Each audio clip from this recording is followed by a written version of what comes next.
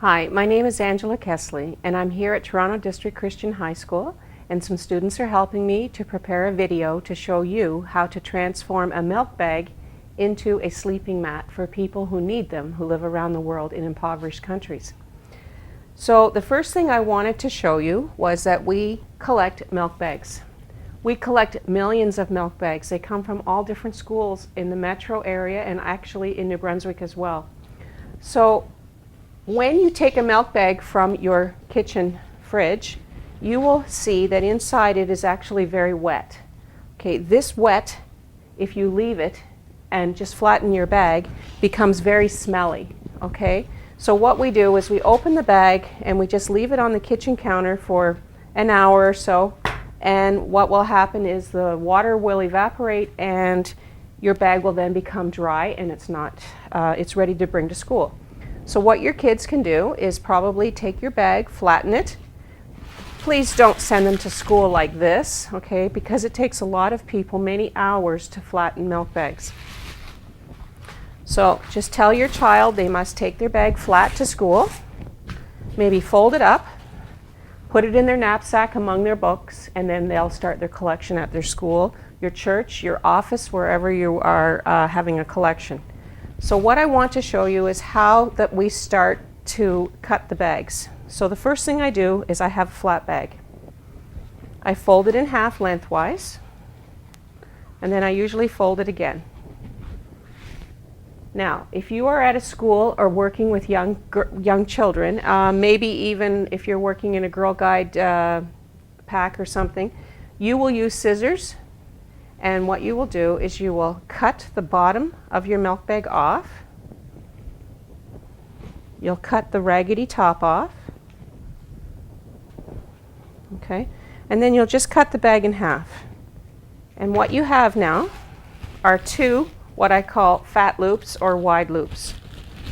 So I scrunch them up, I keep one down, I take another one, and I put it inside and it makes a T. Take one side, put it into the other, grab it, and pull. We keep doing this over and over until you have a long chain of these fat loops.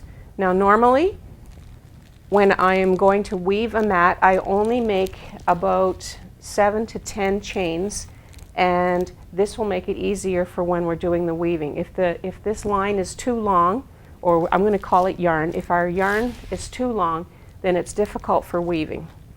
But this is the school method, or the child method. If you are an adult, I want to show you how I cut bags with about 20 at a time instead of 1 or 2.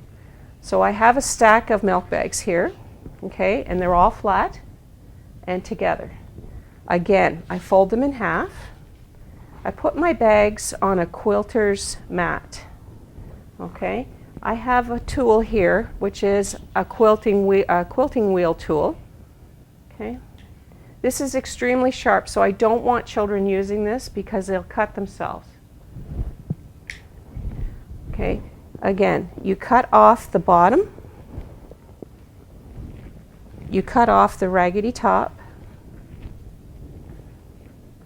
and you cut that in half, and you have now just cut 20 bags or 40 loops, which is very easy for us to get through a lot of bags quickly. So again, I still have the fat loop, and if I wanted to add it on to this one here that I started, we have the line down, we take this piece, we put it in so it makes the T again, put one side into the other, and pull. And this is all that we need to do. It becomes very quick after a while. And I find if you have a classroom and you have some kids who are cutting and you have some that are tying, then they are preparing the ropes for the people who are doing the weaving. One day when I was cutting bags, I realized that if you cut 1 or 2 bags, it doesn't make very much trash. But if you cut hundreds and thousands of bags, you make a lot of garbage, because that little bit off of the bottom and the raggedy top causes you to have all this trash. Now, what happens is, I've been to Haiti twice, and down there they do not have garbage pickup. So with the women, we're cutting bags down there because I've sent hundreds of thousands of bags down there for them to work on as well and to make their own things. These pieces of plastic go flying in the wind and they become pollution. And I thought that's the last thing I want, is to be known as a polluter by sending all these milk bags down to these foreign countries like Haiti. So what I do is I make pillows.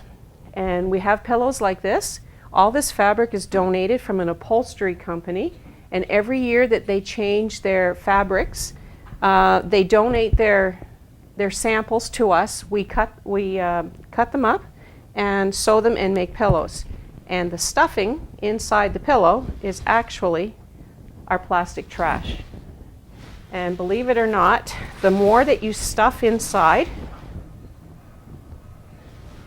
the cushier the pillow becomes and the softer it is on your head. So all of this would be put in here. Somebody gave me a donation yesterday of over 350 empty pillow cushions. So anybody who needs some, you just let me know and I will give them to you. And there we go. All of this is taken care of. Then all you have to do is just fold your edges over, and with a needle and a small piece of thread, we sew this up. And with every mat, we send a pillow so that the person who's sleeping on the mat actually has something comfortable for their head. Now remember when I was telling you about tying the loops together?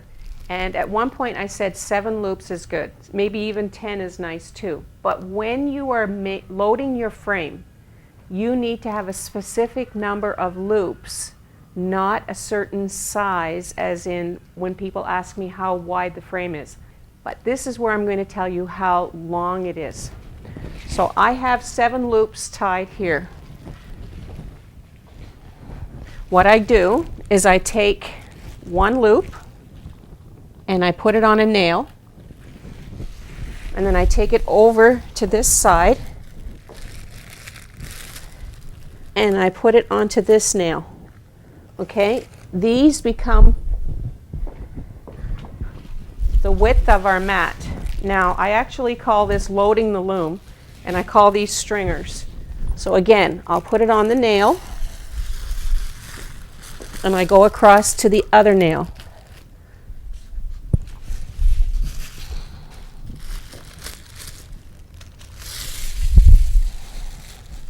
Once I've made 42 rows, because I have 42 nails, then my mat is ready to be woven.